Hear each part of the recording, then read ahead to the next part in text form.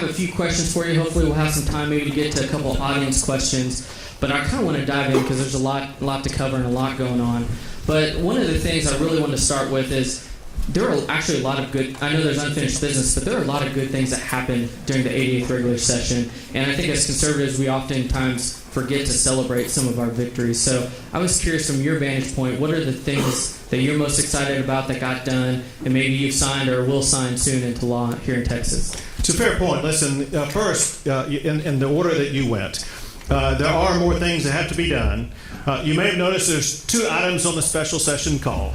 You may notice that I said I would be calling multiple special sessions. We got to take these things in steps. Listen, property, and we'll be talking more about property taxes later, but property taxes is so important. We're going to get it taken care of before we go on to other issues to make sure we address everything, but we may be here a while. But that said, listen, what Greg said is extraordinarily true. And that is what we were able to accomplish this past session truly is transformative. Let me just give you a couple of examples. As we all know, Texas already has the best business environment of any state in the United States of America. What we did this session is making that business and regulatory environment even better. As you know, one thing that we're working on as we speak is to build a wall on our southern border. Because of what we've done with the business and regulatory environment this session, we may have to build a wall on the northern border, on the western border, on the eastern border, to make sure we protect Texas. So let me tell you what we did. One is we passed something that we do expect to see other states try to copy, and that is this massive regulatory preemption law. This is something, ironically, that I first talked about at TPPF years ago, saying we needed a one-shot strategy to override these overburdensome regulations at the local level. It didn't happen then, and we had to do one-off overriding of specific regulations at the local level. This time with Senator Creighton and Representative Burrows, we did across the board regulatory preemption, so that local governments, City of Austin, for example, are not going to be able to micromanage businesses in the state of Texas, especially driving up the costs for local businesses. And we're going to have one regulatory regime across the entire state on massive subject areas that will make the cost of business even lower, the ease of business even better. And then to tie that in together with some other things we did, we passed a law that creates business courts in the state of Texas. Remember this. I see Robin over here from Harris County, and she knows in Harris County, people who run for judges in Harris County don't run as Republicans or Democrats. They run as socialists, and they judge as socialists. And that undermines the rule of law, especially as it concerns things like contracts and agreements that businesses enter into.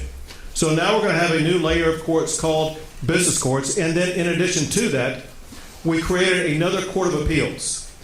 As of right now, Texas has 14 courts of appeals arrayed around the state. This session we added a 15th Court of Appeals that will be in charge of ruling on a variety of subject matters, the largest of which involves issues concerning the state of Texas and Texas state agencies.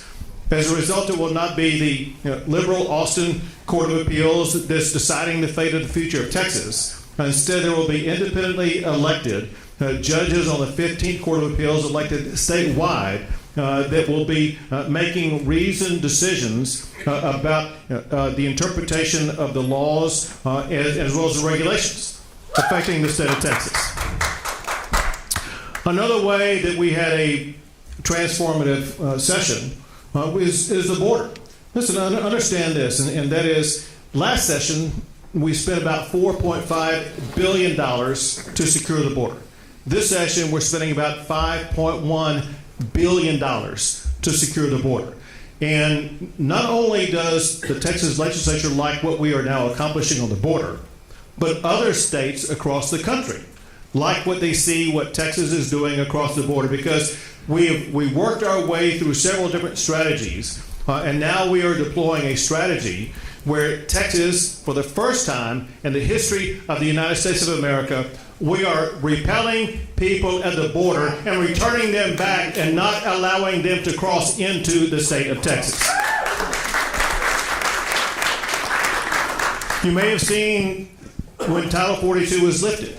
You saw the massive groups of people trying to cross the border from Matamoros and into Brownsville, only to meet the concertina razor wire that was backed up by the Texas National Guard as well as Texas Department of Public Safety officers, incapable of entering into the state of Texas. That was actually a plan that we had developed 6 months ago and deployed first in El Paso, Texas, and now we are deploying it in regions across Texas.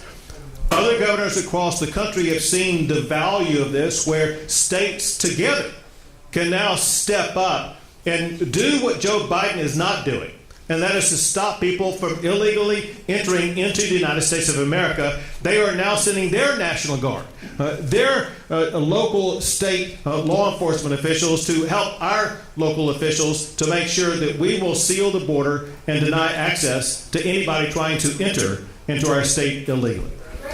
Now, there's so much more that we did on the border. There was a law that was passed declaring and designating these Mexican drug cartels as terrorist organizations. And one of the biggest problems we have because of the border is the inpouring of fentanyl. Texas law enforcement alone has seized enough fentanyl to kill every man, woman, and child in the entire United States of America. What Texas law enforcement is doing is literally saving lives across the country. But what's happening with this fentanyl is that either drug dealers or others are knowingly lacing it on to other medications that cause people to lose their lives. Fentanyl is the leading cause of death in America for people between the ages of 18 and 45. And we're just not going to take it anymore in the state of Texas. And so we have now made it a poisoning to lace fentanyl on to these other drugs. And in Texas, we will now be prosecuting it as murder, which is exactly what it is, putting these people behind bars for a long time. Greg, we had a very transformative session as it concerns higher education. We completely transformed the way that we are funding two-year community college programs. We're paying them on the basis of outcomes.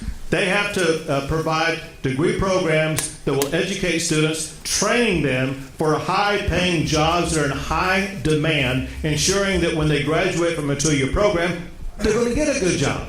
And we should be paying on the basis of outcomes. One of the best programs like this in the state of Texas is the Texas State Technical College. They do not get paid until one of their graduates gets a job. That is outcomes-based funding. That's the way it should work. But also as it concerns higher education. On higher education, we wanted to ensure that Texas did not go down the same pathway as we've seen some other states go down, where you have leftist agendas being promoted by our colleges and universities. And that's why we pass laws to bring our colleges and universities more in line with the ideology of the state of Texas. And that's why we passed a law saying that women and only women will be competing in women's sports in our colleges and universities. It's also why we outlawed and defunded DEI being used in universities. We will not use taxpayer dollars to fund DEI ideologies in our universities. We also were quite transformative in what we're doing to build a better and stronger Texas, to make sure that we will all have the resources we need as our state continues to grow. We invested in a big way in dispatchable power generation to make sure that our power grid would be more reliable. And we invested several $billions to make sure that we would build out the water resources that we need, as well as to repair the water infrastructure problems that we have, to make sure that every Texan that's going to have access to the water that we need as we continue to grow. And then a couple of other things. One way in which we're protecting the kids in the state. We are now passing a law to ensure that going forward, no child will be victimized by gender mutilation. We should not allow sex organs of children to be cut off. That's something that cannot be tolerated in this state. And Greg, I'll mention one last one that ensures that Texas will not go down the pathway of what we've seen in places like Portland, Oregon, and San Francisco, and Los Angeles, and Chicago, and New York, and others. And that is, we passed a law to make sure that we will rein in rogue district attorneys in the state of Texas. If you want to be in law enforcement, you must enforce the laws passed by the state legislature, period. Governor, I think you're right. And, you look at what happens in other states. They're facing massive budget deficits, and people are leaving. And as a lot of these things, I think, will ensure that Texas remains the best place to raise family, run a business, etc. But you also look at one of your things that you've talked a lot about, and we've talked a lot about, is how do we actually ensure that people feel long-lasting property tax relief. And you have stated before that you want to deliver the largest property tax cut in the history of the state, and you want to use the record budget surplus that we have to do that. Obviously that's one of the reasons we're back here in a special session. There's lots of discussion. I'm sure many people are curious about what you have to say about that. But what do you see happening so that we can make sure we deliver this for Texans? Sure. Well, I'm going to fully answer your question, but first I want to help everybody understand the ideological context from which I come, and from which you come, and from which TPPF comes. Let's go back to our very beginning. Listen, a lot of people here across the country, maybe across the world, they have questioned Texas at every turn from our very beginning. One thing about Texas that's been in our DNA from the very beginning, in our lineage, all the way up until today. In Texas, we go big, and we make sure we will accomplish our big vision. It didn't matter that we lost at the Battle of the Alamo, because we had our eye on the prize. We knew a couple of weeks later we were going to win our independence and make Texas an independent country. We knew from the beginnings the challenges of trying to make money off the land. There were ups and downs, but Texas found a way to turn our state into one of the leading, if not the leading, agricultural state in the country, leading the country in production of cattle and cotton and so many other products. But we also found another way to profit off of our land. We found oil and gas under our property, only to find later on, just a few decades ago, all the wise prognosticators were saying, well, listen, we are at peak oil, and Texas will never be able to produce more oil again. Only to learn that people like George Mitchell, as well as other Texans, were the innovators that led to new ways to both find and extract oil and gas from our land, so much so now that Texas may be fourth, maybe third among countries in the world for oil production. Saudi Arabia and Russia are first and second, and it's either Texas or Iraq that's going to be third. I can tell you this, Texas is going to pass Iraq. We will be the third largest producer of oil in the entire world.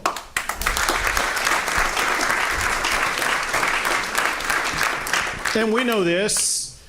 The Texas economy has seen ups and downs because our economy was hinged to the oil and gas sector for so many years, and we knew we needed to diversify our economy.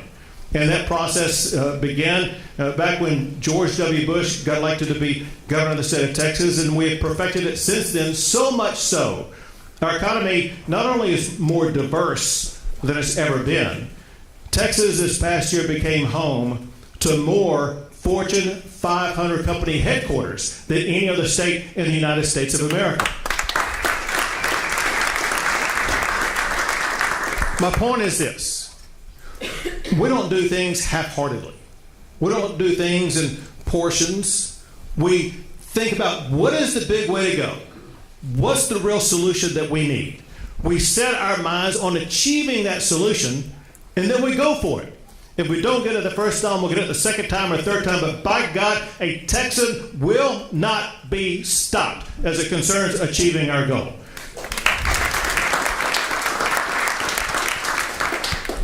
One of the entities in our state that epitomizes that as much as any other is the Texas Public Policy Foundation. Kind of the ideological thought leader for the state. They were, as far as I know, the leader as it concerned this ideology of what we want to achieve. What we want to achieve in the state of Texas is to eliminate your property taxes. Make them go away. Imagine this vision that was cast by the Texas Public Policy Foundation. You open up your tax bill and you see this massive valuation that's put on your home.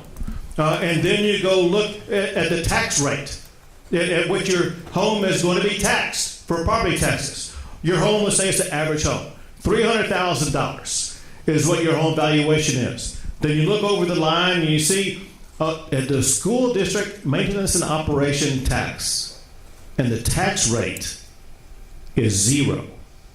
Do you know what 300,000 times 0 equals? 0. 0 is what we want you to pay for your property taxes in the state of Texas. And listen, we took a step along that pathway back in 2019. It was, in fact, the leaders of this effort were the Lieutenant Governor and Senator Betancourt, who were the architects of creating the plan that led to the first iteration of us in the state of Texas actually using money to drive down the property tax rates in the state of Texas. And it took a while for it to filter through the system. But earlier this year, there was a story in several newspapers showing that in places like Houston and San Antonio, they showed that tax bills, property tax bills for Texans actually were going down for the very first time. So that brings us to what happened in the last session back in 2021. Some people will remember that we had overtime in that legislative year also. And in the last special session, there was a bill that was proposed by Senator Betancourt that would have put in about 50% of our surplus to continue that process of driving down those property tax rates. It didn't get passed, but it was a good idea. Now we are on the threshold again in the 2023 session. And we have something that other states could only dream of. While California is sitting on something like a $25 billion budget deficit, Texas has an all-time record budget surplus of about $35 billion. Whose money is that? You're darn right. And who should we be giving it to? That, you're exactly right. And I think one of the best ways we can give it back to you is by cutting your property taxes with the largest property tax cut in the history of the state of Texas. So the good news is, and some people I see in the crowd heard me talk on the campaign trail. At a time when I was talking about Texas having, or let's say using, about $13 billion to cut your property taxes. That turned out not to be true, because now we are going to be using more than $17 billion to cut your property taxes. So the good news is we've already dedicated and appropriated the amount of money that we're going to use to cut your property taxes. Now we just need to decide how we are going to cut those property taxes. Now let's go back to where I began when I started this conversation about property taxes. How should we approach it? In the typical Texas fashion, we must go big. We must dream big, dream the possibility that we can eliminate property taxes in Texas. You got to dream it, and then you got to do it. And so what I say we do is we use that $17 billion to drive down your property tax rates. If we do that, that will cut your property tax rate for school M&O by 29%. That will put us on a pathway where in the ensuing sessions, we will be able to get to zero for your property tax rate for your school district property taxes. That will help you achieve what TPPF wants to achieve, what I want to achieve, but most importantly, what Texans want. Texans want to own their own property, not rent it from government. We must provide that by eliminating property taxes in Texas. Now, some people say, well, gosh, we just can't afford it. There, like I said before, there have been doubters about the Texas willpower in the past. There have been people who question our vision. But one thing Texans have proved, we're capable of doing it. Let me tell you why. Texas has the #1 fastest growing economy in the United States of America. Yeah. Our economy is now more than $2.3 trillion a year. Think about this. We're trying to spend $17 billion this session out of an economy that produces $2.3 trillion a year. Do the math. We're seeking to use 0.007% of our whole GDP to drive down property taxes just this session. $17 billion divided by $2.35 trillion is less than 0.1% of our gross domestic product. We can do it. Let me tell you something else that a lot of people have not calculated in about our capability to ensure that we're going to have the resources that will continue to allow us to have the funding that we need to drive down your property tax rates. One is our largest source of revenue in the state is sales taxes. And Texas is the #1 state for population growth. Think of all these people who are coming in from these other states by the tune of hundreds of thousands of people per year. Those are hundreds of thousands of people who are paying sales taxes in the state of Texas. We know the economy is going to go up, the economy is going to go down. We also know that we have hundreds of thousands or more people putting into our sales tax revenue every single year. Similarly, we have a franchise tax in the state of Texas. You know those businesses that are coming into the state? They're paying more in franchise taxes every single year. My point is we have continued revenue streams. But think about this. What if you did get your property tax bill and it showed 0 was your property tax rate for school property taxes, saving you collectively, Texas, billions of dollars. There may be somebody here who gets it. If there's anyone here who would save $1 billion, I'd like to meet you backstage after this thing's over. Collectively, it's going to reduce the property tax burden by billions of dollars. What's going to happen with those savings? People are going to go out and buy more things where they're paying more sales taxes. None of those things have been put into the calculus of what should be put in there. But there's another factor. Something I know that TPPF believes in, I believe pretty much everybody in this room believes in. Texas can and must find additional ways to cut spending wherever we can.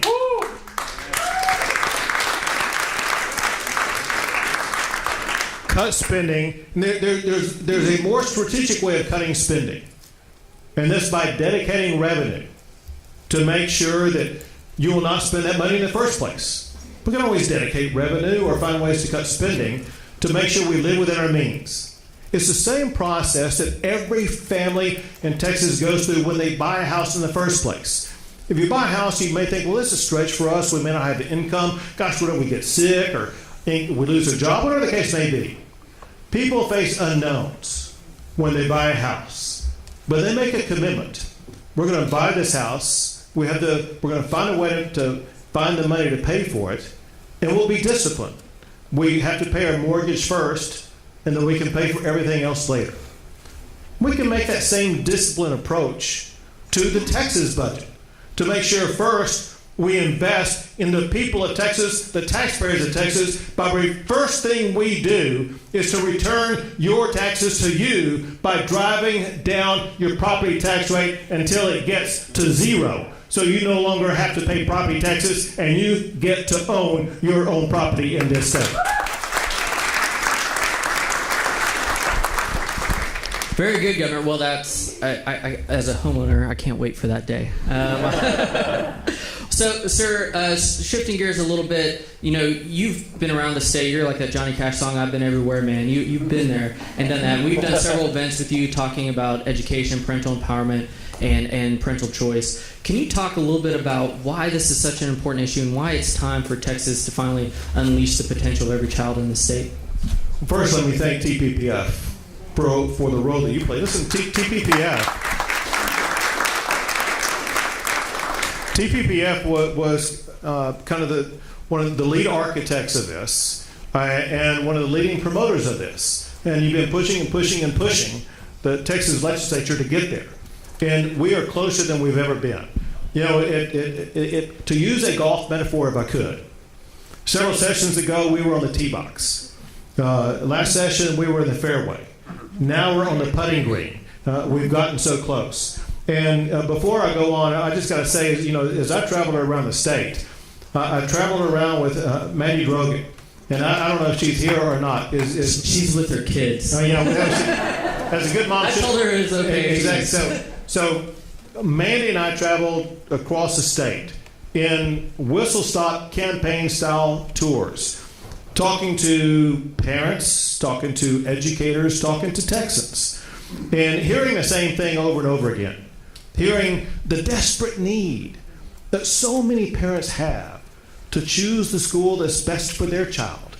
Listen, there's a reality that surfaced every single location we went to.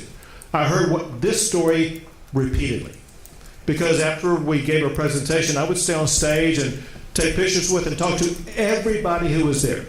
And amongst the crowds at every location, some mom would come up and say, listen, here's the deal about my family. I have 3 kids. One is enrolled in public schools, another is going to a private school, and another is homeschooled. And the reason for that is because each pathway for each child was the best for them. And that was very true of that family. If that's true of that family, think how much more that's true for the entire population of the state of Texas. For most people, like myself, my local public school was the right choice for that family or for me. I went to public schools my entire life, and if I had to do it all over again, I would not change it. But other parents have to, well, here's the deal. So she said, yeah, I would, but understand this. One thing people say is if we have school choice in the state of Texas, it's going to end high school football as we know it. So the reason why I wouldn't change is because last year my high school won state championship in high school football. And it's not going to change. It's not going to change high school football. But let me tell you what school choice will do. First, it empowers parents. Who is given the responsibility to be the primary educator of their children? Parents. No one can take that away. No one loves a child more than their parent. No one knows what's better for a child than their parent. Everyone knows every child has their own unique needs. Only a parent can best discern that. Parents must be given the first opportunity to choose the education pathway that's best for their child. We as a state have an obligation to ensure that we empower every parent in the state to choose the education pathway that's best for their child, knowing that that will lead to the best education results. And that's one reason why I support school choice. Well, it's kind of funny because as Mandy and I went around the state of Texas, the first stop that we went to, the speaking order is there would be some educators speak, and then I spoke, and then Mandy spoke, and Mandy had no idea what I was going to say. And in the first presentation, I said, school choice, and the way to do that is with ESAs. You could see Mandy fall off her chair. She said she had no idea I was going to rip off the Band-Aid from the very beginning. But it's very simple to do, and let me explain to you why. This past week, there was a study that came out that comes out every year. It's the U.S. News and World Report study of the top 100 public high schools in the United States. Pull it out, check it out. Because here's what you're going to find. The state that ranks number one in the United States for the most public high schools in the top 100 high schools is Arizona, a big-time school choice state that uses ESAs. Tied for number 2 is Florida, another big-time ESA state. The point is this: the schools that rank, the states that rank number 1 and 2 in the United States for the best public high schools in America are the 2 states that are leading the way on ESAs and school choice and parental empowerment. It doesn't lead to a decimation of our public schools. It leads to an improvement in our public schools.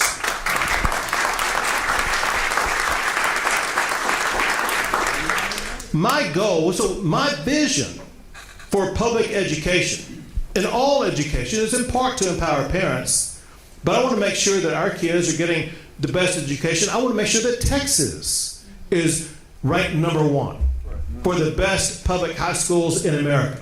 And it seems like the pathway to achieve that goal is the ESA pathway. Because what it does, it ensures that not only parents will choose what's best for their child, but it eliminates the monopoly that exists on the education system.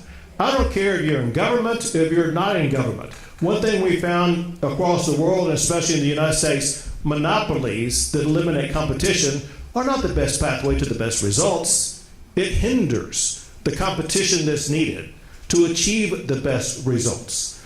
Now, I heard over and over again when I was talking to educators that were attending my events, they began to relent a little bit and said, well, listen, if we're going to go down a pathway, we just want a level playing field. Let's get rid of the STAR test, for example. I listen, I learn, I process, and we implement it. The bill that we're working on not only provides ESAs and school choice for parents, for the public schools the kids are leaving behind, it eliminates the dreaded STAR test and requires teachers to focus on what's best for educating their kids in the classroom. Provides so many other benefits to public schools, including more teacher pay raises, more funding for rural schools. There's a total package that will make education in Texas far better. I will never relent. I will never give up. We will have a special session coming up after we get property tax reform fixed, where we will dive into and work on and pass school choice in the state of Texas. Amen. Well, Governor, as a parent of 2 young kids, one who is in private school and one who's in public school, I appreciate you leaning in on this because, as I've noticed as a parent, right, they have different learning needs, and the more tools we can give to parents to unleash that potential, the better our state will be, and I think will really take us and lead us forward. So I appreciate your support and your leadership on that. All right, so now we have time for a couple questions. And what we're going to do is first, I want everyone to know you have to ask a question. And we have limited time, so you have to be concise in your question, and it has to end in a question mark. And you have to wait for Clint to come to you with the microphone. All right, so Clint, right here, right here. Thank you, Governor. My name is Pastor Willie Davis from Houston, Harris County, Texas. First of all, I want to thank you for fighting for school choice. They give parents and students a voice, and not only that, but an alternative. My question is, do you believe that in this session, that in the greatest state of the United States, that we are going to have school choice provided for all? And you may have already answered that, but just in case, would you? The short answer is yes, with a clarification. You said this session, which would mean this special session. So this special session, each special session lasts 30 days. And I can't tell you when. property taxes will be resolved. And so I cannot guarantee it's going to be this session. I can tell you, however, that it's not just school choice. There are a lot of other issues that remain to be addressed. And we will be, as I said when I first issued my call for the first special session, I call it special session number 1, meaning it's not the end. We're going to have multiple special sessions until we get these issues addressed, and there will be an appropriate time when we bring up school choice, and if it doesn't pass, we're going to bring it up again. We're going to keep pressing on it. Very good. Well, we won't take any vacations around here, Governor. Okay. All right. We have time for one last question. I'm sorry, the Governor does have to go. So right back here in the back. Wonderful. Thank you, Governor, for being here today and for all you do to lead the greatest state in our great nation. What can we do to support you in your efforts? So this is a great question for those who didn't hear. She said, what can we do to support us in our efforts? And that is, you got to get engaged. You know, this isn't like some sporting event where you sit in the stands and you watch the players on the field. Politics is a process where it's the citizens on the field that matter the most.